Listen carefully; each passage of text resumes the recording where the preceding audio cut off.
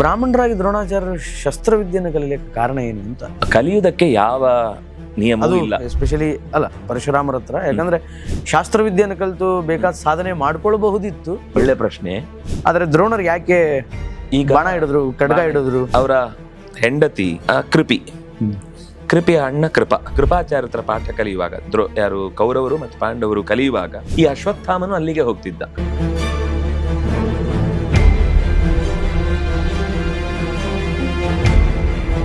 ಈ ಏನ್ ನಡೀತಾ ಇತ್ತಲ್ಲ, ಈ ಬೆಳವಣಿಗೆಗಳು ಅವ್ರ ಗಮನಕ್ಕೆ ಇರ್ಲಿಲ್ವಾ? ತೀರ ಗಮನಕ್ಕೆ ಬರಲಿಲ್ಲ.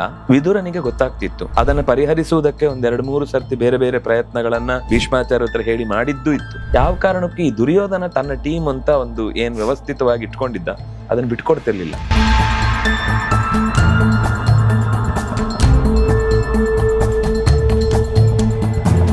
ಇಷ್ಟೆಲ್ಲ ಮಾಡ್ತಾ ಇದ್ರು ಭೀಮ ರಿವೆಂಜ್ ತಗೋತಾ ಇರ್ಲಿಲ್ಲ. ಭೀಮ ಅಲ್ಲೊಂದು ಮಾತಿದೆ, ಬಾಲ್ಯಾತ್ ವೇದವ್ಯಾಸರು ಹೇಳುದು, ಅವನು ಯಾವತ್ತು ಹುಡುಗಾಟದಿಂದ ಅವ್ರ ಜೊತೆಗೆ ತನ್ನ ಗೆಲುವನ್ನ ಸಾಧಿಸ್ತಿದ್ದ ಹೊರತು ದ್ವೇಷದಿಂದ ಒಂದೇ ಒಂದ್ ದಿವಸ ಅವರ ವಿರುದ್ಧ ತನ್ನ ಬಲವನ್ನ ಪ್ರಯೋಗಿಸುವುದಾಗ್ಲಿ ಹುಟ್ಟಿನಿಂದ ಪ್ರಯೋಗ ಮಾಡೋದು ಮಾಡ್ತಿರ್ಲಿಲ್ಲ. ಆದ್ರೆ ಅವರೇ ಹಾಗೆ ಅನ್ಕೋತಿದ್ರು, ಇವನು ಬೇಕು ಅಂತ ಜಿದ್ದು ಸಾಧಿಸಿ ನಮ್ಮನ್ನ ಸೋಲಿಸ್ತಾ ಇದ್ದಾನೆ, ಹಿಂದ ಕಟ್ತಾ ಇದ್ದಾನೆ ಅಂತ.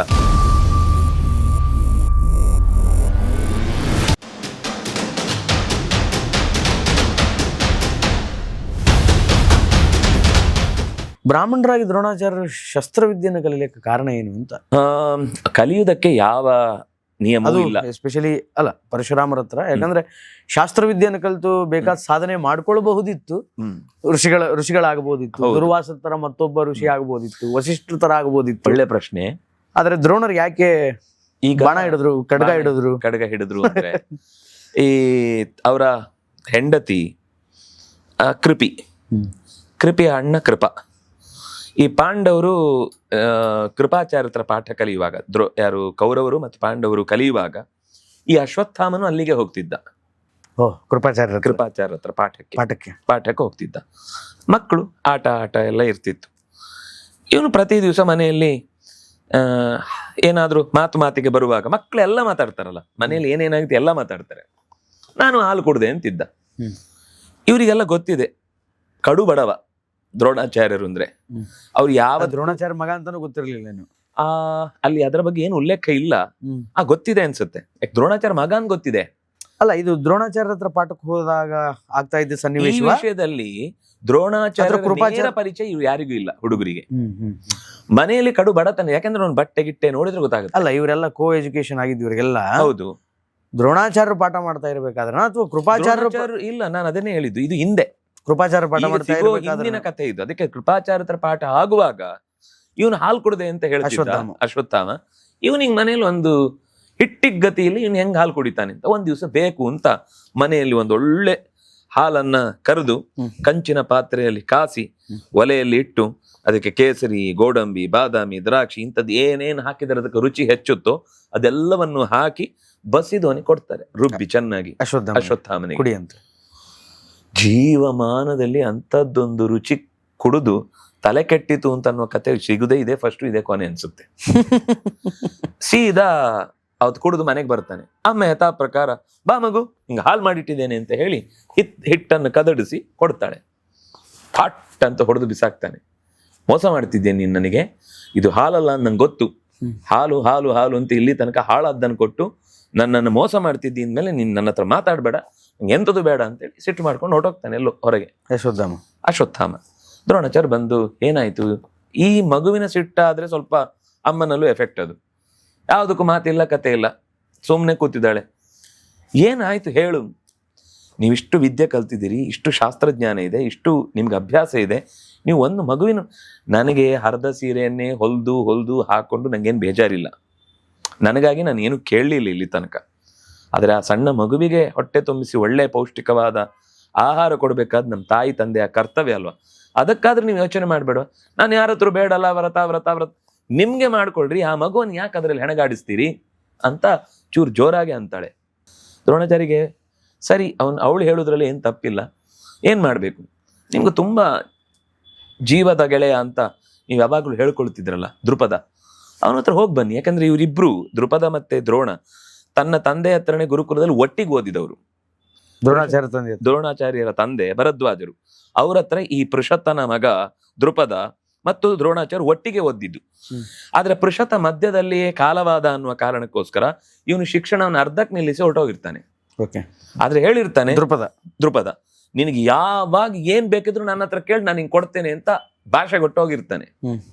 ಸರಿ, ಇದು ಗೆಳೆಯನ ಹತ್ರ ಕೇಳಿದ್ರೆ ತೀರಾ ನನ್ನ ವ್ರತ ಏನು ಭಂಗ ಆಗುದಿಲ್ಲ, ತಂದೆ ಕೇಳು ಅಂತ ಹೇಳಿದಾನೆ. ಮತ್ತೆ ಇನ್ನೊಂದು ಶಾಸ್ತ್ರದಲ್ಲಿ ಇದೆ, ಗುರುಗಳ ಸಂಪತ್ತು ಗುರುವಿನ ಮಗನಿಗೂ ಸೇರಿದ್ದು ಅಂತ. ಶಿಷ್ಯನ ಸಂಪತ್ತು ಗುರುವಿನ ಸಂಪತ್ತು, ಗುರುವಿನ ಸಂಪತ್ತು ಶಿಷ್ಯನಿಗೂ ಸೇರುತ್ತೆ. ಅಂದ್ರೆ ಕೇಳೋದ್ರಲ್ಲಿ ತಪ್ಪಿಲ್ಲ. ನಾನೇನು ಇಡೀ ರಾಜ್ಯ ಕೊಡು ಅಂತ ಕೇಳ್ತಿಲ್ಲ, ನಮಗೊಂದು ಹಸು ಕೊಡು ಅಷ್ಟೇ ಕೇಳಲಿಕ್ಕೋಸ್ಕರ ಹೊರಟದ್ದು. ಈಗ ಹೊರಡುವಾಗ ಏನಾಗುತ್ತೆ ಅಂದ್ರೆ ಮಧ್ಯದಲ್ಲಿ ಪರಶುರಾಮರು ಸಿಗ್ತಾರೆ. ಸಿಕ್ಕಿದಾಗ ದ್ರೋಣಾಚಾರ್ಯ ಗುರುಗಳ ಹತ್ರನು ಕೇಳ್ಬೋದಲ್ವಾ? ಗುರುಗಳ ಹತ್ರನು ಕೇಳ್ಬೋದು. ಗುರುಗಳನ್ನ ಶಿಷ್ಯನಿಗೆ ಏನ್ ಬೇಕಾದ್ರೂ ಕೊಡ್ತಾರೆ ಅವರು. ಅವ್ರ ಹತ್ರ ನಂಗೆ ಋಣ ಇಲ್ಲ, ಯಾಕಂದ್ರೆ ದೇವರು ಗುರು ಅಂದ್ರೆ ಬರೀ ಗುರುವಲ್ಲ, ಜೀವದ ಸಂಬಂಧ. ಆಚಾರ್ಯ ದೇವೋಭವ. ನೀವು ಫ್ರೆಂಡ್ ಕೇಳೋಕ್ಕಿಂತ ಗುರುಗಳನ್ನ ಕೇಳಿದ್ರೆ ಒಳ್ಳೇದು ಅಂತ ಅನ್ಕೊಂಡು ಅವ್ರ ಹತ್ರ ಕೇಳ್ತಾರೆ. ಅವರು ಹೇಳ್ತಾರೆ, ನಾನು ಈಗ ತಾನೇ ಎಲ್ಲ ಕ್ಷತ್ರಿಯರಿಂದ ಪಡೆದದ್ದನ್ನೆಲ್ಲ ಅದನ್ನ ದಾನ ಮಾಡಿ ನಾನೀಗ ಖಾಲಿ ಕೈಯಲ್ಲಿ ಕೂತಿದ್ದೇನೆ. ಆಶ್ರಮದಲ್ಲಿ ಇತ್ತು, ಒಬ್ರಿಗೆ ಹಾಕ್ಬಿಟ್ಟೆ, ಎಲ್ಲ ಕೊಟ್ಬಿಟ್ಟೆ, ಎಲ್ಲ ಖಾಲಿ ಆಯ್ತು, ಮುಗಿದೋಯ್ತು ನನ್ನ ಕೈಯಲ್ಲಿ ಕೊಡ್ಬೇಕಾದ್ದೆಲ್ಲ. ಆದ್ರೆ ನೀನು ಹಾಗೆ ಕಳಿಸಲ್ಲ, ನಿನ್ಗೆ ಇನ್ನು 2 ಆಪ್ಷನ್ ಇದೆ. ಒಂದು, ನನ್ನನ್ನು ನಿನ್ ಮನೆ ಕರ್ಕೊಂಡು ಕೆಲ್ಸಕ್ಕೆ ಇಟ್ಕೊ. ಪರಶುರಾಮ್ ಹೇಳೋದು ಪ್ರೀತಿ, ದ್ರೋಣಾಚಾರ್ಯ ಅಂದ್ರೆ ಅಷ್ಟು ಪ್ರೀತಿ. ನಾನ್ ನಿಂಗ್ ಮನೆಗ್ ಸಹಾಯಕ್ಕೆ ಬರ್ತೇನೆ. 2ನೇದು, ನನ್ನ ಹತ್ರ ನಿನಗೆ ಗೋವು ಬೇಕು ಕೇಳಿದ್ದು, ಶಾಸ್ತ್ರದ ಗೋವನ್ನು ಕೊಡ್ತೇನೆ. ಶಬಾಷ್, ಹಾಲ್ ಕೊಡೋ ಗೋವಲ್ಲ, ನಿಂಗೇನ್ ಬೇಕು ಅದು ತಗೋ ಅಂತ. ಅಯ್ಯೋ, ನಿಮ್ಮನ್ನ ನನ್ನ ನಾನೇ ಆಯ್ಕೊಂಡು ತಿನ್ನೋನು, ನಿಮ್ಮನ್ನ ಕರ್ಕೊಂಡು ಹೋದ್ರೆ ಕಾಲ್ ಕತ್ತರಿಸ್ಕೊಂಡಂಗೆ ಇನ್ನೇನ್ ಆಯುಧ ಆಮೇಲೆ. ಅಂದಾಗಿ ನನಗೆ ನಿಮ್ಮನ್ನ ಹಾಗೆಲ್ಲ ದುಡಿಸಿ ನನ್ಗೇನೋ ದೊಡ್ಡದು ಸಾಧನೆ ಮಾಡ್ಕೊಳ್ತೇನೆ ಅಂತ ಯಾವತ್ತು ಕನಸು ಬಿದ್ದಿಲ್ಲ. ನಿಮ್ಮಿಂದ ಶಾಸ್ತ್ರದ ಪರಿಚಯವನ್ನೇ ಮಾಡ್ಕೊಳ್ತೇನೆ ಅಂತ ಹೇಳಿ ಶಾಸ್ತ್ರ 2 ಅಭ್ಯಾಸ ಮಾಡ್ತಾರೆ. ಬಂದದ ಹಸು ಕೇಳಲಿಕ್ಕೆ 12 ವರ್ಷ ಕಳೆದದ್ದೇ ಗೊತ್ತಾಗ್ಲಿಲ್ಲ ಅವರಿಗೆ. ಮಗ ಅಲ್ಲೇ ಮನೆಯಲ್ಲಿ, ದೃಪದ ಇನ್ನೂ ಆಗ್ಬೇಕಷ್ಟೇ. ಕೊನೆಗೆಲ್ಲ ಆಯ್ತು. 12 ವರ್ಷ ಮತ್ತೆ ಹೋಗ್ಲಿಲ್ಲ, ಎಲ್ಲೂ ಹೋಗ್ಲಿಲ್ಲ. ಒಂದ್ ಸೈಡ್ ಹಿಂಗೆ ವಿದ್ಯೆಯ ಆಸಕ್ತಿ ಅಂದ್ರೆ ಹಾಗೆ ಎಲ್ಲ ಮರೆತು ಬಿಡ್ತಾರೆ, ಪ್ರಪಂಚವನ್ನೇ ಮರೆತು ಬಿಡ್ತಾರೆ. ಮರೆತು ಕೊನೆಗೆ ಆಯ್ತು, ಗುರುಗಳು ಹೇಳ್ತಾರೆ, ಹೊರಡಪ್ಪ ನೀನು ಮನೆ ಮಠ ಎಲ್ಲ ಬಿಟ್ಟು. ಹೌದಲ್ಲೋ, ನಿಂಗೆ ಮತ್ತೆ ಮನೆ ಮಠ ಅಂದಾಗ ನೆನಪಾಗುತ್ತೆ. ಈಗ ಏನ್ ಇವ್ರ ಹತ್ರ ಸಿಗ್ಲಿಲ್ಲ, ಮತ್ತೆ ದೃಪದನ ಹತ್ರ ಹೋಗ್ತಾರೆ. ದೃಪದನ ಹತ್ರ ಹೋದಾಗ ಈ ಹರಿದು ಹೋದ ಕೊಳಕು ಬಟ್ಟೆಗಳನ್ನ ನೋಡಿ ಆ ಒಳಗೆ ದ್ವಾರಪಾಲಕರು ಬಾಗಿಲೇ ತೆಗಿಯಲ್ಲ, ಬಿಡುದೇ ಇಲ್ಲ. ಅವನು ಹೇಳ್ತಾನೆ, ನಂಗೆ ಆತ್ಮೀಯ ಬಾಲ್ಯ ಮಿತ್ರ ಅವನು, ನೀವು ಬೇಕಾದ್ರೆ ನನ್ನ ಹೆಸರು ಹೇಳಿ ಅವನಿಗೆ ಗೊತ್ತಾಗುತ್ತೆ ಅಂತ. ಬಾಗಿಲು ತೆಗೆದ್ರೆ ಮೇಲ್ಗಡೆ ಎಲ್ಲೋ ಒಂದು ಉಪ್ಪರಿಗೆ ಸೈಡಿಂದ ನೋಡ್ತಿರ್ತಾನೆ. ಹೇಳ್ತಾರೆ ಬಂದು, ನಿಮ್ಮ ಫ್ರೆಂಡ್ ಅಂತೆ. ಇನ್ನು ದೂರದಿಂದ ನೋಡಿದ್ದಲ್ಲ ಫಸ್ಟು. ರಸ್ತೆ ಆಯೋ ಒಂಥರ ಕಾಣ್ತಿದ್ದಾನೆ, ಒಂದು ಸ್ವಂತ ಪ್ರಜ್ಞೆ ಇಲ್ಲ, ಇನ್ನೊಬ್ಬರ ಹೆಸರು ಎಲ್ಲಿ ಹೇಳಬೇಕು ಹೇಳಬಾರದು ಅಂತ ಗೊತ್ತಿಲ್ಲ. ಸರಿ ಕರೀರಿ ಅಂತ ಕರೆಸ್ತಾನೆ. ಹೆಸರು ಹೇಳಿರಲ್ವಾ? ಇಲ್ಲ, ಅದು ಹೆಸರು ಹೇಳಿಲ್ಲ. ಈಗ ನನ್ನ ನೋಡಿದ್ರೆ ಸಾಕು ಅವನಿಗೆ ಗೊತ್ತಾಗುತ್ತೆ ಅಂತ, ಅಷ್ಟು ಆತ್ಮೀಯತೆ. ಆದ್ರೆ ಆಮೇಲೆ ಗೊತ್ತಾಗುತ್ತೆ ದೃಪದನಿಗೆ ಇವ್ರು ಯಾರು ಅಂತ. ಆದ್ರೆ ಅಷ್ಟು ಜನರ ಮುಂದೆ ಇಂಥವನೊಬ್ಬ ನನ್ನ ಗೆಳೆಯ ಅಂತ ಹೇಳ್ಕೊಳ್ಳೋದು ಹೇಗೆ? ಮರ್ಯಾದೆ ಪ್ರಶ್ನೆ. ತುಂಬಾ ಸ್ಥಾನಮಾನದಲ್ಲಿ ಇಷ್ಟು ಎತ್ತರದಲ್ಲಿದ್ದು, ಹಿಂದೆ ಎಲ್ಲ ಬೇರೆ, ಈಗ ಲೆವೆಲ್ ಬೇರೆ ಆಗ್ಬಿಟ್ಟಿದೆ. ಅಷ್ಟು ದೊಡ್ಡ ಸ್ಥಾನದಲ್ಲಿ ಕೂತು ನಾನು ಬೇರೆ, ಈಗ ಸ್ಥಾನಮಾನವನ್ನ ಕೆಳಗಿಳಿಸಿಕೊಳ್ಳಿಕ್ ಇಷ್ಟ ಇಲ್ಲದೆ, ನಿನಗೆ ಏನಾದ್ರೂ ಬೇಕು ಅಂದ್ರೆ ರಾಜನ ಹತ್ರ ನನಗೆ ಏನಾದ್ರೂ ತೆಗೆಸ್ಕೊಡಿ ಅಂತ ಕೇಳು. ಈ ಮಿತ್ರ, ನಾನು ಚಿಕ್ಕಂದಲ್ಲಿ ಒಟ್ಟಿಗೆ ಓದಿದ್ದು, ಈ ದೋಸ್ತು, ಈ ಬಂಡವಾಳಗಳೆಲ್ಲ ನನ್ನ ಹತ್ರ ಬಿಚ್ಚಬೇಡ. ನಿಂಗೆ ಊಟಕ್ ಬೇಕಾ ಹಾಕಿ ಕಳಿಸ್ತೇನೆ, ಮನೆಗೂ 1-2 ಗೋಣಿ ಅಕ್ಕಿ ಬೇಕಾ ಕೊಟ್ಟು ಕಳಿಸ್ತೇನೆ. ಇದು ಬಿಟ್ಟು ಬೇಡಿ ತಿನ್ನು ಹೊರತು ನನ್ನ ಹೆಸರು ಹೇಳಿ ನೀನ್ ದೊಡ್ಡವನಾಗ್ಲಿಕ್ಕೆ ಟ್ರೈ ಮಾಡಬೇಡ.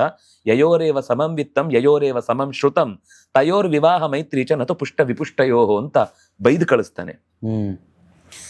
ದ್ರೋಣಾಚಾರ್ಯರಿಗೆ ವಸ್ತುತಃ ಸಿಟ್ಟು ಬರಬಾರ್ದಿತ್ತು, ಬಂದ್ಬಿಡ್ತು. ಬಂದ ಮೇಲೆ ಸೀದಾ ಏನು ತಗೊಳಲ್ಲ, ಹಾಗೆ ಹೊರಟೋಗ್ತಾರೆ. ಏನ್ ರಿಯಾಕ್ಟ್ ಮಾಡಲ್ವಾ? ಅಲ್ಲೇನು ರಿಯಾಕ್ಟ್ ಮಾಡಲ್ಲ. ಯಾಕಂದ್ರೆ ಅವರಿಗೆ ಇವನೀಗ ಅಹಂಕಾರದ ಮೂಟೆ ಏರಿ ಕೂತಾಗಿದೆ. ಆ ಅಹಂಕಾರವನ್ನು ಇಳಿಸದೆ ಅವ್ನ ಕೆಳಗೆ ಬರಲ್ಲ. ಅದಕ್ಕೋಸ್ಕರ ಅಲ್ಲಿಂದ ಸೀದಾ ಹೊರಟು ಹೋಗ್ತಾರೆ. ಈ ಹೊರಟು ಹೋಗಿ ಬರುವ ಟೈಮಲ್ಲೇ ಈ ಹುಡುಗರು ಬಾವಿಯಲ್ಲಿ ಹುಡುಕುದು. ನೈಸ್. ಬಾವಿಲಿ ಹುಡುಕುವಾಗ ನೀವು ಯಾರು ಏನು ಅಂತೆಲ್ಲ ಕೇಳಿದ್ರೆ ನಿಮ್ಮ ತಾತನಿಗೆ ಕೇಳಿ ಅವ್ರು ಹೇಳ್ತಾರೆ ಅಂತ ಈ ಹೇಳ್ತಾರೆ. ಸ್ಕ್ರಿಪ್ಟ್ ಚೆನ್ನಾಗಿದೆ, ಈ ಸ್ಕ್ರೀನ್ ಪ್ಲೇ ಚೆನ್ನಾಗಿದೆ. ಅಲ್ಲ, ಇದು ವೇದವ್ಯಾಸರದ್ದೇ ಸ್ಕ್ರೀನ್ ಪ್ಲೇ. ಅಂದ್ರೆ ಆ ತರ ಬಂದ ಮೇಲೆ ಅವ್ರಿಗೆ ಆಗ ಹಠ ಹುಟ್ಟತ್ತೆ. ಇಲ್ಲಾಂದ್ರೆ ಆ ಮಕ್ಳಿಗೆ ಹೇಳ್ಕೊಡ್ಬೇಕು, ನಂಗೊಂದು ಅಧಿಕಾರವನ್ನು ಚಲಾಯಿಸ್ಬೇಕು ಅಂತ ಎಲ್ಲಿತ್ತು ಅವರಿಗೆ? ಅಲ್ಲಿ ತನಕ ಅವರಿಗೆ ಇದು ಯಾವ್ದ್ರ ಬಯಕೆಯೂ ಇರ್ಲಿಲ್ಲ. ಆದ್ರೆ ಯಾವಾಗ ತನ್ನನ್ನ ಅವಮಾನಿಸಿ ಸಮವಾದ ವಿತ್ತ ಅಂದ್ರೆ ಸಂಪತ್ತು, ಸಮವಾದ ಶ್ರುತ ಅಂದ್ರೆ ಕೇಳಿದ್ದು, ಇದೆರಡು ಯಾರಲ್ಲಿ ಇರುತ್ತೋ ಅವರಿಗೆ ಮೈತ್ರಿ ಹೊರತು, ಅವರಲ್ಲಿ ಪರಸ್ಪರ ವಿವಾಹ ಹೊರತು ಬೇರೆಯವರಲ್ಲ ಅನ್ನುವ ಮಾತು ಅವನ ತಲೆಯಲ್ಲಿ ಗುಂಯಿ ಅಂತ ಕೊರಿತಾ ಇತ್ತು ಫಸ್ಟ್ ದಿವಸವೇ. ಅಂದ್ರೆ ಇಲ್ಲಿ ಭೀಷ್ಮಾಚಾರ್ಯರು ಕರೀತಾರೆ, ಇರಬೇಕು ಹೇಳ್ತಾರೆ. ಆಗ ಒಳ್ಳೆ ಮಾತು ಹೇಳ್ತಾರೆ ದ್ರೋಣಾಚಾರ್ಯರು. ಈಗಾಗಲೇ ಒಬ್ರು ಅಧ್ಯಾಪಕರಿದ್ದಾರೆ ಕೃಪಾಚಾರ್ಯರು, ಅವರ ಹೊಟ್ಟೆಗೆ ಹೊಡೆದು ನನಗೆ ಈ ಕೆಲಸ ಕೊಡಬೇಡಿ, ನನಗೆ ಜೀವನಕ್ಕಾಗುವಷ್ಟು ಕೊಡ್ತೇನೆ ಅಂತ ಹೇಳಿ ಸ್ವತಃ ಧರ್ಮರಾಜನೇ ಮಾತು ಕೊಟ್ಟು ಬೇಕಾದ್ದನ್ನೆಲ್ಲ ಮನೆ ಕಳಿಸ್ಬಿಟ್ಟಿದ್ದಾನೆ. ನನಗೇನು ಬೇಡ, ನನ್ನನ್ನು ಬಿಟ್ಬಿಡಿ ಅಂತಾರೆ. ಅಯ್ಯೋ ನಿಮ್ಗೇನೋ ಅವ್ರು ಏನ್ ಹೇಳ್ತಾರೆ ಅಂದ್ರೆ ಭೀಷ್ಮಾಚಾರ್ಯ, ನಿಮ್ಗೆ ಇಡೀ ರಾಜ್ಯ ಕೊಟ್ಟಿದ್ದೇನೆ ಅಂತಾರೆ, ಇದು ನಿಮ್ದು, ನೀವು ಎಲ್ಲಿ ಹೇಗೆ ಏನ್ ಬೇಕಾದ್ರೂ ಬಳಸ್ಕೊಳ್ಬಹುದು ಅಂತ. ಇಲ್ಲ, ಅವರ ಭೀಷ್ಮಾಚಾರ್ಯ ಹೇಳ್ತಾರೆ. ಕೃಪಾಚಾರ್ಯ ಅವರಿಗೆ ನಾನು ಸ್ಥಾನವನ್ನ ತೆಗಿಬಾರ್ದು ಅಂತ ದ್ರೋಣಾಚಾರ್ಯ ನಿರಾಕರಣೆ ಮಾಡ್ತಾರೆ. ಕೊನೆಗೆ ಹೇಳ್ತಾರೆ ಅವರು ಫಸ್ಟ್ ಗ್ರೇಡಿಗೆ ಪ್ರಿನ್ಸಿಪಾಲ್, ನೀವು ಅಲ್ಲ, ಇವರು ಉನ್ನತ ಶಿಕ್ಷಣ. ಯಾರ್ದು? ದ್ರೋಣಾಚಾರ್ಯ. ಉಲ್ಟಾ ಅವರಿಗೆ ಮೊದಲಿಂದ ಬೇಸಿಕ್, ಇವರು ಹೆಚ್ಚಿನದನ್ನು ಹೇಳ್ಕೊಡ್ಲಿಕ್ಕೋಸ್ಕರ ನೀವು ವಿಶೇಷ ಅಧ್ಯಯನಕ್ಕೆ ನೀವಿಲ್ಲಿ ನಿಯುಕ್ತರು ಅಂತ ಹೀಗೆ ಹೇಳಿದ್ಮೇಲೆ ಆಯ್ತು, ಅವರನ್ನು ಏನ್ ಮಾಡದೆ ನನ್ನನ್ನು ನೀವು ಸೇರಿಸ್ಕೊಳ್ತೀರಿ, ನಾನು ಬರ್ತೇನೆ. 12 ಒಟ್ಟಂತೂ ವ್ಯವಸ್ಥಿತವಾದ ಕಾರ್ಯಭಾರ. ಅಂದ್ರೆ ಒಂದು ಅರಮನೆಯ ವ್ಯವಸ್ಥೆಯ ಒಳಗೇನೆ ಒಂದು ಗುರುಕುಲ ಆಗುತ್ತೆ. ಯಾಕಂದ್ರೆ 100 ಜನ ಅಲ್ಲೇ ಇದ್ದಾರೆ ಅಡ್ಮಿಷನ್, 100 ಜನ, ಈ ಕಡೆ 5 ಜನ, 105 ಜನ, ಇನ್ನು ಉಳಿದವರು ಸುಮಾರು ಅಕ್ಕಪಕ್ಕದ ದೇಶದ ರಾಜರ ಮಕ್ಕಳೆಲ್ಲ ಬರ್ತಾರೆ. ಅದರಲ್ಲಿ ದೃಷ್ಟದ್ಯುಮ್ನ ಬಂದದ್ದು ಅಲ್ಲೇ.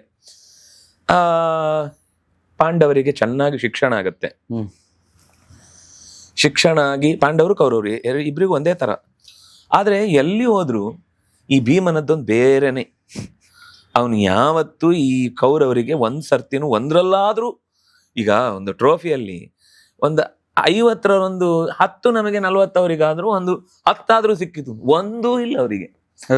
ಹೇಳಲಿಕ್ಕೆ 100 ಜನ, ಇವ್ರು 5 ಜನ, ಆದ್ರೆ ಎಲ್ಲ ಗೆಲ್ಲುದು ಇವ್ರೆ, ಅವ್ರಿಗೆ ಏನೂ ಇಲ್ಲ. ಇದು ಸಿಕ್ಕಾಪಟ್ಟೆ ಒಳಗೆ ಅಂತರವನ್ನು ಹುಟ್ಟು ಹಾಕ್ತಾ ಇತ್ತು, ಒಳಗೆ ದ್ವೇಷ. ಸ್ವತಃ ಅವನಿಗೆ ಒಳ್ಳೇದನ್ನು ಎಲ್ಲಿ ಕಂಡ್ರು ಇಷ್ಟ ಆಗ್ತಿರ್ಲಿಲ್ಲ, ಯಾರಿಗೆ? ದುರ್ಯೋಧನನಿಗೆ. ಅದರ ಜೊತೆಗೆ ಇದೂ ಒಂದೆಲ್ಲ ಆಟದ ಸೋಲು, ಉಳಿದವರೆಲ್ಲ ನೋಡಿ ಕಲಿ. ಅಂದ್ರೆ ಮೊದ್ಲಿಂದ ಟೀಮ್ ಹಂಗೆ ಇತ್ತು. ಮೊದ್ಲಿಂದ 5 ಜನ, ಇವ್ರು 100 ಜನನೇ. ಅಂದ್ರೆ ಮಕ್ಕಳಲ್ಲಿ ಆ ಭೇದ ಮಾಡಬಾರದು. ವಸ್ತುತಃ ಅವರೇ ಮಾಡ್ಕೊಂಡಿದ್ದು, ದೊಡ್ಡವ್ರು ಯಾವತ್ತೂ ಏನು ಮಾಡ್ಲಿಲ್ಲ. ಅಲ್ಲ, ದೊಡ್ಡವರು ಅದನ್ನೇ, ಇದು ಈ ಬೆಳವಣಿಗೆ ಒಳ್ಳೇದಲ್ಲ. 105 ಜನನ್ನು ಸೇರಿಸಿ, ಅಶ್ವತ್ಥಾಮನ್ನು ಸೇರಿಸಿ, ದೃಷ್ಟದ್ಯುಮ್ನನ್ನು ಸೇರಿಸಿ, ಎಲ್ಲರನ್ನೂ ಸೇರಿಸಿ ಈಕ್ವಲ್ ಆಗಿ ಮಾಡ್ಬಿಡೋಣ ಟೀಮ್ ಅಂತ ಹೇಳಿ. ಆ ವೈರತ್ವ ಬರಲ್ಲ, ಎಲ್ಲರನ್ನು ಸೇರಿಸಿ, ಎಲ್ಲರನ್ನು ಬೆರೆಸಿ. ಇದು ಯಾರೋ ದೊಡ್ಡವರು, ಇವರು ಈ ವಿಭಾಗ, ಇವ್ರ ವಿಭಾಗ ಅಂತಲ್ಲ. ಈಗ ನಿಮ್ಮನ್ನ ಸ್ಕೂಲಿಂದ ಮನೆಯಿಂದ ಇಬ್ಬರನ್ನು ಹೊರಗಟ್ಟಿದ್ರೆ ನೀವು ಗದ್ದೆಲ್ಲ ಆಡ್ತಿರ್ತೀರಿ, ಮನೆಯಲ್ಲಿ ಹೇಳಿ ಆಡ್ತೀರ, ನೀವು ಆ ಟೀಮಲ್ಲಿ ಆಡಿ, ಈ ಟೀಮಲ್ಲಿ ಆಡಿ. ನಿಮ್ಗೆ ಹೇಗ್ ಬೇಕು, ನಾನು ಆ ಟೀಮಿಗೆ ಹೋಗಲ್ಲ ಅಂತಾರೆ. ಅದೇ ಈ ಏನ್ ನಡೀತಾ ಇತ್ತಲ್ಲ, ಈ ಬೆಳವಣಿಗೆಗಳು ಅವ್ರ ಗಮನಕ್ಕೆ ಇರ್ಲಿಲ್ವಾ ಅಂತ. ತೀರ ಗಮನಕ್ಕೆ ಬರ್ಲಿಲ್ಲ. ವಿದುರನಿಗೆ ಗೊತ್ತಾಗ್ತಿತ್ತು. ಅದನ್ನ ಪರಿಹರಿಸುವುದಕ್ಕೆ 1-2-3 ಸರ್ತಿ ಬೇರೆ ಬೇರೆ ಪ್ರಯತ್ನಗಳನ್ನ ಭೀಷ್ಮಾಚಾರ್ಯ ಹತ್ರ ಹೇಳಿ ಮಾಡಿದ್ದು ಇತ್ತು. ಆದ್ರೆ ಯಾವ ಕಾರಣಕ್ಕೂ ಈ ದುರ್ಯೋಧನ ತನ್ನ ಟೀಮ್ ಅಂತ ಒಂದು ಏನ್ ವ್ಯವಸ್ಥಿತವಾಗಿ ಇಟ್ಕೊಂಡಿದ್ದ, ಅದನ್ನ ಬಿಟ್ಕೊಡ್ತಿರ್ಲಿಲ್ಲ. ಹಾಗಾಗಿ ಯಾವಾಗ್ಲೂ ನೀವು ಬಿಟ್ಕೊಟ್ಟದಿದ್ರೆ ಒಳ್ಳೇದಾಯ್ತು ನಮ್ಗೆ, ನಿಮ್ ಟೀಮ್ ಅವ್ರನ್ನ ಕಟ್ಕೊಂಡು ಅವ್ರನ್ನ ಯಾಕೆ ಗೆಲ್ಲಿಸ್ಲಿ ನಾನು? ನನಗೆ ನಾನೇ ಸುಲಭವಾಗಿ ಒಬ್ಬನೇ ಗೆಲ್ಬೇಕಾದ್ರೆ ಅದ್ರ ಕ್ರೆಡಿಟ್ ನೀವು ನನ್ನ ಟೀಮಲ್ಲಿ ಇದ್ರಿ, ನಿಮ್ಗೆ ಯಾಕೆ ಕೊಡಬೇಕು ಅಂತ ಅವನು ಸುಮ್ಮನಿದ್ದು ಬಿಡ್ತಿದ್ದ ಭೀಮ. ಅದು ಎಲ್ಲ ರೀತಿಯಿಂದಲೂ ಅವನಿಗೆ ಅಂತರ ಜಾಸ್ತಿ ಮಾಡಿತು. ಕೊನೆಗೆ ಬೇರೆ ಬೇರೆ ನೆಪಗಳಿಂದ ಅವರನ್ನ ಕೊಲ್ಲುವ ಪ್ರಯತ್ನ ಆಯ್ತು. ಅದರಲ್ಲೂ ಒಂದ್ಸಲ ಆ ಪ್ರಮಾಣಕೋಟಿಯ ಪ್ರಸಂಗ ಆದಾಗ 2 ದಿವಸ ಇಲ್ಲ ಭೀಮ, ಅವನಲ್ಲಿ ಗಡದ್ದು ಮಲ್ಕೊಂಡ್ಬಿಟ್ಟಿದ್ದಾನೆ ನೀರೊಳಗೆ. ಆಮೇಲೆ ಇಲ್ಲಿ ತಾಯಿ ಕುಂತಿ ಮತ್ತೆ ಈ ಕಡೆ ವಿದುರ ಇಡೀ ಊರು ಹುಡುಕಿದ್ದಾರೆ ಭೀಮೆಯಲ್ಲಿ. ಅವ್ರಿಗೆ ಪ್ರತಿ ಸರ್ತಿಯೂ ಏನಾದ್ರೂ ಒಂದಾದ್ರೆ ತೊಂದರೆ ಆಗುತ್ತೆ ಅಂತ ಗೊತ್ತಿತ್ತು. ಅವರೇ ತುಂಬಾ ಅವ್ರ ಜೊತೆಗೆ ಇರ್ತಿದ್ರು. ಇವತ್ತೊಂದು ದಿವಸ ಏನೋ ಒಂದು ಕ್ಷಣ ಮಿಸ್ ಆಯ್ತು, ಭೀಮ ಇಲ್ಲ. ಕೊನೆಗೆ ತುಂಬಾ ದುಃಖ ಪಡ್ತಾಳೆ. ಅದಕ್ಕೆ ನಾನು ಇಲ್ಲಿ ಬೇಡ, ನಾವೆಲ್ಲಾದ್ರೂ ಹೊಟ್ಟೋಗೋಣ ಅಂತ ತುಂಬಾ ಸರ್ತಿ ಹೇಳ್ತಾಳೆ ಅವಳು, ನಾವ್ ಇಲ್ಲಿದ್ರೆ ಸಮಸ್ಯೆ ಅಂತ. ಇದ್ರ ಹೇಳ್ತಾನೆ, ಏನೋ ಮಾಡೋಣ ವ್ಯವಸ್ಥೆ, ತುಂಬಾ ಗಡಿಬಿಡಿ ಮಾಡಿ ನೀವು ಬಿಟ್ಟೋದ್ರೆ ಇನ್ಯಾವತ್ತೂ ಏನು ಇಲ್ಲ ಅಂತ ಆಗುತ್ತೆ ಅಂತ. ಇವರೆಲ್ಲ ಒಳಗೆ ಖುಷಿ. ದುರ್ಯೋಧನಾದಿಗಳು. ಅಂತೂ ಭೀಮಸೇನ ಇನ್ನಿವರನ್ನೆಲ್ಲ ಉಳಿದ 4 ಮಂದಿಯನ್ನ ನಾವ್ ಎಲ್ ಬೇಕಾದ್ರೂ ಏನಾದ್ರೂ ಅಟ್ಟಾಡಿಸ್ಬೋದು, ಏನೂ ತೊಂದರೆ ಇಲ್ಲ ಅಂತ ಖುಷಿಯಲ್ಲಿ ಇರ್ತಾರೆ. ಒಂದ್ ದಿವ್ಸ ಇರೆಲ್ಲ ಒಳಗಿಂದ ಆಚೆಯಿಂದ ಹೋಗ್ಬೇಕಾದ್ರೆ ಇದ್ದಕ್ಕಿದ್ದಕ್ ಭೀಮ ಪಾಸ್ ಆಗ್ತಾನೆ. ಇವ್ರಿಗೆ ಭಯ, ಎಲ್ಲಿಂದ ಬಂದ ನೀರಿನೊಳಗಿಂದ ಯಾವ್ದೋ ಜಲಪಿಶಾಚಿ ಆಗಿ ಬಂದೋ ಏನಾಯ್ತು ಅಂತ. ಸುಮಾರು ಚೆನ್ನಾಗಿ ಆಟ ಆಡಿಸ್ತಾನೆ ಅವರನ್ನು ಕೂಡ. ಕೊನೆಗೆ ತಾಯಿ ಹತ್ರ ಬಂದು ನಮಸ್ಕಾರ ಮಾಡ್ತಾನೆ. ಚೆನ್ನಾಗಿ ಬೈತಾಳೆ, ಎಲ್ಲೋಗಿದ್ದಿ ನೀನು, ಒಂದು ತಾಯಿ ಕರುಳು ಎಷ್ಟು ಚೊರ್ರ ಅನ್ನತ್ತೆ ಅಂತ ಹಿಂಗೆ ಗೊತ್ತಾ? ಇಲ್ಲಮ್ಮ ಹೀಗೀಗ ಆಯ್ತು. ಸರಿ, ಇನ್ ಮುಂದೆ ಅವ್ರ ಹತ್ರ ಎಲ್ಲ ಹೋಗ್ಬೇಡ. ಇವ್ರಿಗೇನು ಅಂದ್ರೆ ಫಸ್ಟು ಡೌಟು, ಅವರೇ ಮುಟ್ಕೊಂಡು ನೋಡ್ತಾರೆ, ನಾವು ಭೀಮನ ನೋಡ್ತಾ ಇದ್ದೀವ ಅಥವಾ ಭೀಮನೇ ಇನ್ಯಾವುದಾದ್ರೂ ಬೇರೆ ರೂಪದಿಂದ ಇಲ್ಲಿ ಬಂದು ಸೇರ್ಕೊಂಡಿದ್ದಾನೆ ಅಂತ. ಕೊನೆಗೆ ಭೀಮ ಅಂತ ಗೊತ್ತಾದ್ಮೇಲೆ ಅವರಿಗೆ ಗಂಟ್ಲಲ್ಲೇ ಸಿಕ್ಕಾಕೊಳ್ಳುತ್ತೆ ತಿಂದದ್ದೆಲ್ಲ, ಯಾವುದು ನುಂಗಿದ್ರೆ ಹೊಟ್ಟೆ ಒಳಗೆ ಹೋಗ್ತಾ ಇಲ್ಲ ಅಂತ. ಇದು ದಿಗ್ವಿಜಯದ್ದು ಬೇರೆ ಇಷ್ಟೆಲ್ಲ ಮಾಡ್ತಾ ಇದ್ರು ಭೀಮ ರಿವೆಂಜ್ ತಗೋತಾ ಇರ್ಲಿಲ್ಲಲ್ಲ. ಭೀಮ ಅಲ್ಲೊಂದು ಮಾತಿದೆ, ಬಾಲ್ಯಾತ್, ವೇದವ್ಯಾಸರು ಹೇಳುದು, ಅವನು ಯಾವತ್ತು ಹುಡುಗಾಟದಿಂದ ಅವ್ರ ಜೊತೆಗೆ ತನ್ನ ಗೆಲುವನ್ನು ಸಾಧಿಸ್ತಿದ್ದ ಹೊರತು ದ್ವೇಷದಿಂದ ಒಂದೇ ಒಂದ್ ದಿವಸ ಅವರ ವಿರುದ್ಧ ತನ್ನ ಬಲವನ್ನ ಪ್ರಯೋಗಿಸುವುದಾಗ್ಲಿ ಅಥವಾ ಸಿಟ್ಟಿನಿಂದ ಪ್ರಯೋಗ ಮಾಡೋದು ಮಾಡ್ತಿರ್ಲಿಲ್ಲ. ಆದ್ರೆ ಅವರೇ ಹಾಗೆ ಅನ್ಕೋತಿದ್ರು, ಇವನು ಬೇಕು ಅಂತ ಜಿದ್ದು ಸಾಧಿಸಿ ನಮ್ಮನ್ನ ಸೋಲಿಸ್ತಾ ಇದ್ದಾನೆ, ಹಿಂದ ಕಟ್ತಾ ಇದ್ದಾನೆ ಅಂತ. ಅದರ ವ್ಯವಸ್ಥೆಯ ಜೊತೆಗೆ ದಿಗ್ವಿಜಯದ ಅನೇಕ ಪ್ರಕರಣಗಳು ಜನರ ಬಾಯಲ್ಲಿ ಮುಂದೆ ರಾಜನಾಗುವುದಿದ್ರೆ ಪಾಂಡುವಿನಂತ ರಾಜ್ಯಭಾರ ಮಾಡುವ ಧರ್ಮರಾಜನೇ ಆಗ್ಬೇಕು ಅಂತ ಇವನು ಹೋಗಿ ನಿಂತ ಸಭೆಯಲ್ಲೆಲ್ಲ ಜನರ ಭಾಷಣ ಉಲ್ಟಾ. ಇವನು ಯಾವ್ದೋ ಒಂದು ಕಾರ್ಯಕ್ರಮ ಮಾಡ್ತಾನಲ್ಲ, ಈಗ ನಮ್ಮಲ್ಲಿ ಕೆಲವೊಂದ್ಸರ್ತಿ ರಾಜಕಾರಣಿಗಳು ಹೋಗಿ ನಿಂತ್ರೆ ಅಲ್ಲಿ ಮೋದಿ ತಿಕ್ಕಿರ್ತಾರಲ್ಲ, ಹಂಗೆ ಇವನು ತಾನು ಯಾವ್ದೋ ಅಂದ್ರೆ ಯಾವಾಗ್ಲೂ ಈ ರಾಜಕೀಯದಲ್ಲಿ ತಾವು ಮುಂದಿನ ಪ್ರತಿಸ್ಪರ್ಧಿಗಳಾಗಬೇಕು ಅನ್ನೋ ದೃಷ್ಟಿಯಿಂದ ಊರವ್ರನ್ನೆಲ್ಲ ಒಟ್ಟು ಹಾಕುದು, ಒಂದು ಬೇರೆ ಕಾರ್ಯಕ್ರಮ ಮಾಡೋದು, ವೆಲ್ನೆಸ್ ಅಂತ ಒಂದು ಕಾರ್ಯಕ್ರಮ ಮಾಡೋದು, ಇದು ಆ ಕಾಲದಲ್ಲೂ ಇತ್ತು. ಜನರ ಗಮನವನ್ನ ತನ್ನೆಡೆಗೆ ಸೆಳಿಬೇಕು ದುರ್ಯೋಧನ ಮಾಡ್ತಿದ್ದ. ಮಾಡಿದ ಪ್ರಯತ್ನಗಳಲ್ಲಿ ಎಲ್ಲಾ ಕಡೆಯಲ್ಲೂ ಅವನಿಗೆ ರಿಸಲ್ಟ್ ಪಾಂಡವರು ಮುಂದೆ ರಾಜ್ಯಭಾರ ಮಾಡಬೇಕು ಅಂದ್ರೆ ಬಲ್ಲಾಳ ದೇವರಿಗೆ ಪಟ್ಟಾಭಿಷೇಕ ಆಗ್ಬೇಕ, ಜನ ಎಲ್ಲ ಬಾಹುಬಲಿ. ಸೇಮ್ ಇದು ಯಾವುದು ಅತಿಶಯೋಕ್ತಿ ಅಲ್ಲ, ಎಲ್ಲಾ ಕಾಲದಲ್ಲೂ ಇದೇ ಸ್ಥಿತಿಗತಿಗಳು. ಇದು ಅವನಿಗೆ ಹೊಟ್ಟೆಯಲ್ಲಿ ತಳಮಳ ಶುರುವಾಯ್ತು. ಇದು ನಮ್ಗೆ ಇನ್ನು ನಾವು ಹೀಗಿದ್ರೆ ನಾಳೆ ರಸ್ತೆಯಲ್ಲಿ ನಿಂತು ಭಿಕ್ಷೆ ಬಿಡ್ಬೇಕಷ್ಟೆ, ಇವರ ಜೊತೆಗೆ ನಾವು ಕಾಂಪೀಟ್ ಮಾಡಿ ಅಧಿಕಾರವನ್ನು ನಮ್ಮ ಕೈಗೆ ವಾಪಸ್ ತಗೊಳ್ಳಿಕ್ಕೆ ಇದಕ್ಕೇನಾದ್ರೂ ಮಾಡಬೇಕು. ಎಷ್ಟು ಚೆನ್ನಾಗಿ ಪ್ಲಾನ್ ಮಾಡ್ತಾರೆ ಅಂದ್ರೆ ದಿಗ್ವಿಜಯಗಳೆಲ್ಲ ಸಿಕ್ಕಾಪಟ್ಟೆ ಆಗುತ್ತೆ. ಒಂದ್ ದಿವಸ ದಿಗ್ವಿಜಯಕ್ಕೆ ಹೋದಲ್ಲೆಲ್ಲ ಇವರ ಕೆಲವು ಜನರಿರ್ತಾರೆ, ಈ ದುರ್ಯೋಧನನ ಕಡೆಯವರು. ಅವರು ವಾರಣಾವತ ಅಂತ, ಅದು ಈಗನೇ ಏನೋ ಹೆಸರಿದೆ, ನಂಗೆ ಕರೆಕ್ಟ್ ನೆನಪಾಗ್ತಿಲ್ಲ, ಗಡ್ ಅಂತೇನೋ ಬರುತ್ತೆ, ಅಲಿಗಡ್ ತರನೇ, ಅಲಿಗಡಲ್ಲ ಅದೇ ತರ ಯಾವುದೋ ಒಂದು ವಾರಣಾಗಡೋ ಏನೋ ಒಂದು ಗಡಿದೆ. ಆ ಜಾಗದಲ್ಲಿ ಒಂದು ರುದ್ರದೇವರ ಗುಡಿ ಇರುತ್ತೆ. ಅಲ್ಲೊಂದು ವಾರ್ಷಿಕೋತ್ಸವ ನಡೀತಾ ಇರುತ್ತೆ ಪ್ರತಿ ವರ್ಷ. ಅದು ಬಹಳ ಈಗ ನಾವು ಕಡ್ಲೆಕಾಯಿ ಪರೀಕ್ಷೆ ಅಂತ ಹೇಳಿ ಹೇಳ್ತೀವಲ್ಲ, ಹಂಗೆ ಒಂದು ಒಟ್ಟು ಊರುಗಡೆಯಿಂದ ಎಲ್ಲಾ ಕಡೆಯಿಂದ ಸೇರುವ ಅತ್ಯಂತ ಪ್ರಾಚೀನವಾದ ಮತ್ತು ಅತ್ಯಂತ ಸಾಂಸ್ಕೃತಿಕವಾದ ಒಂದು ಉತ್ಸವ. ಅದನ್ನು ನೋಡದೇ ಇದ್ರೆ ಒಬ್ಬ ಮನುಷ್ಯ ಅವನು ಕಣ್ಣಿದ್ದು ಉಪಯೋಗ ಇಲ್ಲ ಅನ್ನುವ ರೀತಿಯಲ್ಲಿ ಅದಕ್ಕೊಂದು ಹೆಗ್ಗಳಿಕೆ ಇರುತ್ತೆ. ಅದನ್ನು ಇವ್ರು ಕಿವಿಗೆ ಹಾಕಿಸ್ತಾರೆ, ಪಾಂಡವರ ಕಿವಿಗೆ. ಬೀಳ್ತಾ ಇರುತ್ತೆ 4-5 ಸಲ ಬೀಳುತ್ತೆ, 10-6 ಸಲ ಬೀಳುತ್ತೆ. ಒಂದ್ಸಲ ಆದ್ರೂ ಮಾತು ಬರಲ್ವಾ? ಹೌದಾ, ನೋಡೋಣ ಒಂದ್ಸಲ ಅಂತ ಮಾತು ಬರುತ್ತೋ ಇಲ್ಲೋ. ಒಂದ್ಸಲ ಬಂತು, ಧರ್ಮರಾಜ ಹೌದಾ ನೋಡೋಣ ಯಾವತ್ತಾದ್ರೂ ಒಂದ್ಸಲ. ಇಷ್ಟನ್ನೇ ಅವ್ನು ಸೀದ ಒಂದು ದುರ್ಯೋಧನನಿಗೆ ಹೇಳಿ, ದುರ್ಯೋಧನ ಸೀದ ಧೃತರಾಷ್ಟ್ರನಿಗೆ ಹೇಳಿ, ಧೃತರಾಷ್ಟ್ರ ಸೀದ ಪಾಂಡವರನ್ನು ಕರೆದು, ನಿಮ್ಗೆ ಅದೇನೋ ಅಲ್ಲೊಂದು ದೊಡ್ಡ ಉತ್ಸವ ನಡೆಯೋದಕ್ಕೆ ಹೋಗ್ಬೇಕು ಅಂತ ತುಂಬಾ ಆಸಕ್ತಿ ಇದೆ ಅಂತ ಗೊತ್ತಾಯ್ತು ನನಗೆ. ನಮಗೆ ವರ್ತಮಾನ ಗೊತ್ತಾಯ್ತು, ನೀವು ಅಷ್ಟು ದೇಶಕ್ಕೋಸ್ಕರ ಎಷ್ಟು ಶ್ರಮ ಪಡ್ತೀರಿ, ನಿಮ್ಮ ಆಸೆಗಳನ್ನ ನಾವು ಈಡೇರಿಸೋದು ನಮ್ಮ ಕೆಲಸ ಅಲ್ಲ, ಎಷ್ಟು ಅಂತ ದೇಹ ಶ್ರಮ ಕೊಡ್ತೀರಿ, ಒಂದು 6 ತಿಂಗಳು ವಿಶ್ರಾಂತಿಯಾಗಿ ಅಲ್ಲೇ ಇದ್ದು ಆ ಉತ್ಸವ ಮುಗಿಸ್ಕೊಂಡು ಬನ್ನಿ, ಆಮೇಲೆ ಮುಂದಿದ್ದಲ್ಲ ನಾವು ಅಲ್ಲಿ ತನಕ ಇಲ್ಲಿ ವ್ಯವಸ್ಥೆ ನೋಡ್ತಾ ಇರ್ತೇವೆ. ಭೀಷ್ಮಾಚಾರ್ಯ ಇದ್ದಾರೆ, ಮಕ್ಕಳ ಹೆಸರು ಹೇಳಲ್ಲ, ಭೀಷ್ಮಾಚಾರ್ಯ ಇದ್ದಾರೆ, ವಿದುರ ಇದ್ದಾನೆ, ಎಲ್ಲ ವ್ಯವಸ್ಥೆ ಆಗುತ್ತೆ, ನೀವೇನ್ ಚಿಂತೆ ಮಾಡ್ಬೇಡಿ. ಹೇಳಲ್ಲ, ಬಹಳ ಸೂಕ್ಷ್ಮ ರೀ ಮಹಾಭಾರತ. ನಾವು ಓದಿದ ಹಾಗಲ್ಲ ಅದು, ಅದಕ್ಕಿಂತ ಆಚೆಗಿದೆ ಅದು. ಅಂದ್ರೆ ಅಷ್ಟು ಅಭಿಮಾನನೂ ಇದಿಲ್ಲ.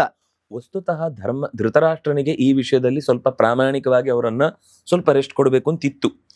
ಆದ್ರೆ ಅದು ರೆಸ್ಟ್ ಕೊಡಬೇಕು ಅಂತ ಅನ್ನುವ ಸಿಚುವೇಶನ್ ಕ್ರಿಯೇಟ್ ಮಾಡಿ ದುರ್ಯೋಧನ ಉದ್ದೇಶ ಧೃತರಾಷ್ಟ್ರನಿಗೆ ಗೊತ್ತಿಲ್ಲ, ಪೂರ್ಣ ಗೊತ್ತಿಲ್ಲ. ಆದ್ರೆ ನನ್ನ ಮಕ್ಳು ಏನೋ ಕಿರಿಕಿರಿ ಮಾಡ್ತಿದ್ದಾರೆ, ಅವ್ರ ಜೊತೆ ಕಟಿಪಿಟಿ ಇಟ್ಕೊಂಡಿದ್ದಾರೆ, ಇದೆಲ್ಲ ಗೊತ್ತಿದೆ. ಆದ್ರೆ ಇಷ್ಟು ಪರ್ಪಸ್ಫುಲಿ ಈ ವಿಚಾರ ಗೊತ್ತಿಲ್ಲ. ಇಷ್ಟು ಮುಂದಕ್ಕೆ ಹೋಗ್ತಾರೆ ಅಂತ ಅಂದಾಜಿಲ್ಲ ಅವನಿಗೆ. ಅಂದ್ರೆ ಕೊಲ್ಲುವ ತನಕ ಹೋಗ್ತಾರೆ ಅನ್ನೋದು ಗೊತ್ತಿಲ್ಲ. ವಿದುರನಿಗೆ ಗೊತ್ತಿತ್ತು, ವಿದುರನಿಗೆ ಪೂರ್ತಿ ಅರ್ಥ ಆಗಿದೆ. ಬಹಳ ಚೆನ್ನಾಗಿದೆ ಪಿಕ್ಚರ್ ಏನಿದೆ ಅಂತ. ಏನ್ ಮುಂದೆ ಸೀನ್ ನಡೆಯುತ್ತೆ ಅಂತ ಅವತ್ತು ಹೊರಡ್ಬೇಕಾದ ವ್ಯವಸ್ಥೆ ಆಗಿದೆ. ಇವನೇ ಯಾವ್ದು ಅವ್ರ ಹತ್ರ ಪರ್ಮಿಷನ್ ಕೇಳುದು, ಹೋಗ್ತೀರಾ, ವ್ಯವಸ್ಥೆ ಮಾಡಿದ್ದೇನೆ, ರಥ ರೆಡಿ ಮಾಡಿದ್ದೇನೆ, ಕರ್ಕೊಂಡು ಹೋಗ್ಲಿಕ್ಕೆ ಜನ ಬರ್ತಾರೆ, ಬ್ಯಾಗ್ ಪ್ಯಾಕ್ ಮಾಡ್ಕೊಂಡು ಹೊರಡಿ. ಹೊರಡುವಾಗ ವಿದುರ ಸಿಗ್ತಾನೆ. ಸಿಕ್ಕಿದಾಗ ಇಬ್ರು ಮಾತಾಡ್ತಾರೆ, ಯಾರು, ಧರ್ಮರಾಜ ಮತ್ತೆ ವಿದುರ. ಇಬ್ರು ಯಮನೆ. ವಿಚಿತ್ರ. ಆ ಯಮ ಯಾಕಾದ ಅಂತ ಅನ್ನೋದು ಹುಟ್ಟಿದ ಪ್ರಸಂಗದಲ್ಲಿ ಅಲ್ಲಿ ಹೇಳಿತ್ತು. ಅಣಿಮಾಂಡವ್ಯನ ಶಾಪಕ್ಕೆ ಒಳಗಾಗಿ ಯಮ ವಿದುರನಾಗಿರ್ತಾನೆ. ಇಬ್ರು ಏನ್ ಮಾತಾಡಿದ್ರು ಅಂತ ಯಾರಿಗೂ ಗೊತ್ತಾಗ್ಲಿಲ್ಲ. ಕುಂತಿ ಕೇಳ್ತಾಳೆ, ಏನ್ ಮಾತಾಡಿದ್ರಿ ಇಬ್ರು ಅಂತ. ಅದು ಮುಂದೆ ಸ್ವಲ್ಪ ವ್ಯವಸ್ಥೆ ಎಲ್ಲ ನೋಡ್ಕೊಳ್ಬೇಕು, ಸ್ವಲ್ಪ ಎಚ್ಚರ ಇರಬೇಕು ಅಂತ ಹೇಳಿದ್ದ ಅಷ್ಟೇ. ನೀನೇನ್ ಟೆನ್ಷನ್ ಮಾಡ್ಬೇಡ ಅಂತ. ಭೀಮನಿಗೂ ಗೊತ್ತಾಗುತ್ತೆ ಇಲ್ಲೇನೋ ಸಮಥಿಂಗ್ ಹ್ಯಾಪನಿಂಗ್, ಏನೋ ಆಗ್ತಿದೆ ಅಂತ. ಸುಮ್ಮನಾಗ್ತಾರೆ. ವಿದುರ ಹೊರಟೋಗ್ತಾನೆ. ಅದೇನ್ ಹೇಳಿದ್ದು ಅಂತ ನಮ್ಗೆ ಆಗ ಮಹಾಭಾರತವೂ ಹೇಳಲ್ಲ. ಅಲ್ಲಿ ಏನಿದೆ ಅಂತ ಅಂದ್ರೆ, ಒಂದು ಲೋಹವನ್ನ ಬಿಸಿ ಕಾಯಿಸುವಾಗ ಅದನ್ನ ಹೇಗೆ ಇಟ್ಕೊಳ್ಬೇಕು ಅಂತ ಜಾಗ್ರತೆಯಲ್ಲಿ ಇರಬೇಕು ಅಂತ ಏನೋ ಒಂದು ವಾಕ್ಯ ಇದೆ. ಅದು ತುಂಬಾ ಸ್ವಾರಸ್ಯ ಇದೆ. ನಾನು ಈಗ ಆ ಮಾತು ಪೂರ್ತಿ ಕರೆಕ್ಟ್ ಆಗಿ ನಂಗೆ ನೆನಪಾಗ ಡೈರೆಕ್ಟ್ ಆಗಿ ಹೇಳದೆ ಸಿಂಬಾಲಿಕ್ ಆಗಿ ಹೇಳಿ ಜಾಗ್ರತೆ ಇರಬೇಕು. ವಿಷ ಬೀಳ್ಬಹುದು ನೀರಿಗೆ, ಅಥವಾ ಬೆಂಕಿಗೆ ಹಾತೆ ಹಾರ್ಕೊಂಡು ಬಂದು ಬೀಳ್ಬಹುದು ಅಂತ ಆತರ ಏನೋ ಒಂದು ವಾಕ್ಯ ಇದೆ. ಮುಂದೆ ಹೋಗುವಾಗ ಒಬ್ಬ ಸಿಗ್ತಾನೆ, ಪುರೋಚನ ಅಂತ.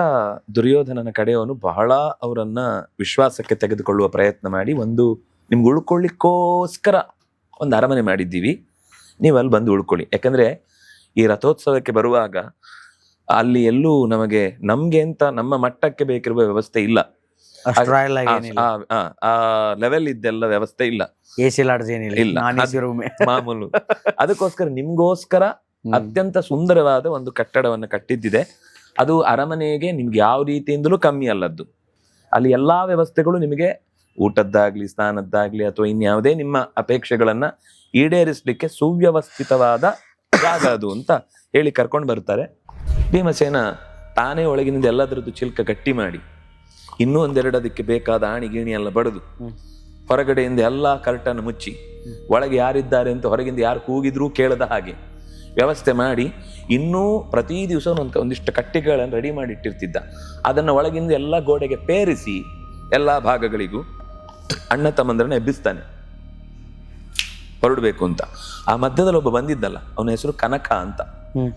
ಅವನೇನ್ ಮಾಡಿರ್ತಾನೆ ಅಂದ್ರೆ, ಇವರು ಒಳಗಿನಿಂದ ಮಲಗುವ ಅವರದ್ದೇ ಕೋಣೆಯಲ್ಲಿ ಒಂದ್ ದೊಡ್ಡ ಗೋಡೆ ತರ ಬಾಗಿಲು ಮಾಡಿ, ಅಂದ್ರೆ ಗೋಡೆಯನ್ನು ಒಡೆದು ಅಲ್ಲಿ ಬಾಗಿಲು ಮಾಡಿ, ಅದರಿಂದ ಒಂದು ಸುರಂಗ ಮಾಡಿ ಸುಮಾರು ಒಂದು 10-16 ಕಿಲೋಮೀಟರ್ ದೂರಕ್ಕೆ ಒಂದು ಕೊರೆದು ಒಂದು ನದಿ ತೀರದಲ್ಲಿ ಬಂದು ಅದು ಹೊರಗೆ ಬರುವ ಹಾಗೆ ವ್ಯವಸ್ಥೆ ಮಾಡಿರ್ತಾನೆ. ಶಬಾಷ್. ಅದು ಏನು ಅಂದ್ರೆ, ಅವರಿಬ್ಬರು ಮಾತಾಡಿಕೊಳ್ತಾರೆ, ಬೇರೆ ಯಾರಿಗೂ ಗೊತ್ತಾಗಲ್ಲ ಏನು ಅಂತ. ಅದು ವಿದುರ ಕಳುಹಿಸಿದ ವ್ಯಕ್ತಿ. ಆ ಸುರಂಗ ಮಾಡಿದವನು. ಅವನು 6 ತಿಂಗಳು ಯಾಕೆ ಕಾದಿದ್ದು ಅಂದ್ರೆ ಈ ಸುರಂಗಕ್ಕಾಗಿ.